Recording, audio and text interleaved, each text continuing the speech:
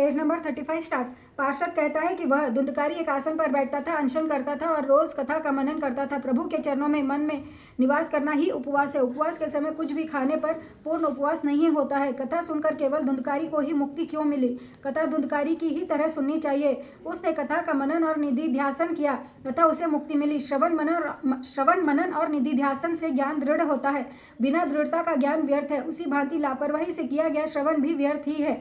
संदेह युक्त मंत्र व्यर्थ है। व्यग्र चित्त से किए गए जप का भी कोई फल नहीं मिलता। संदेह करने से मंत्र और चित्त के इधर उधर भटकने से जप फलदायी नहीं होते। कथा में मन बिना बैठकर श्रवण करने से क्या लाभ? वह फलदायी नहीं होता। कथा सुनते समय तन मन और घर की समानता भूल जानी चाहिए। देहात्मक विस्मृति से और तन्मयता से कथा सुननी चाहिए। मैं ईश्वर के साथ तन्मय होना चाहता हूँ, ऐसी भावना रखो। कथा सुनकर और मनन करके जीवन में उतारोगे तो कथा श्रवण सार्थक होगा। कथा सुनकर जीवन में एक लक्ष्य निश्चित किया जाए। श्री भागवत भगवान की कथा सुनकर कुछ ग्रहण करो। कथा का कोई एक शब्द भी मन में कुदरोगे तो जीवन का उद्धार हो जाएगा। सबको प्रतीति हुई कि धुंधकारी की तरह हमने कथा सुनी नहीं, अतः हमें उस जैसी गति नहीं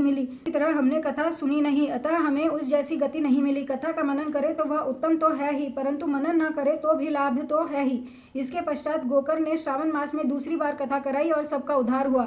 उस समय महारानी भक्ति वहां प्रकट हुई, ज्ञान और वैराग्य के साथ आई। इस कथा से महारानी भक्ति प्रकट होती है। ज्ञान और वैराग्य के साथ भक्ति बढ़े तो मुक्ति मिले। ज्ञान और वैराग्य के बिना भक्ति करने से मुक्ति नहीं मिलती। भक्ति महारानी आनंदित हुई और ज्ञान वैराग्य के साथ नृत्य करने लगी। मूर्छित और शीर्ण ज्ञान को फिर से पुष्ट करने के लिए, जागृत करने के लिए यह श्री भागवत की कथा है।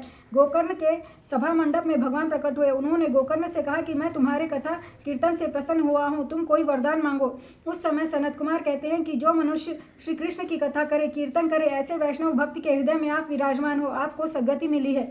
वैकुंठ में जो आनंद मिलता है वही आनंद श्री भागवत कथा में मिलता है। श्री भगवत कथा में मिलता है, परंतु शर्त यह है कि प्रेम पूर्वक इस कथा का श्रवण किया जाए। कथा श्रवण के समय इस जगत को विस्मित करना चाहिए।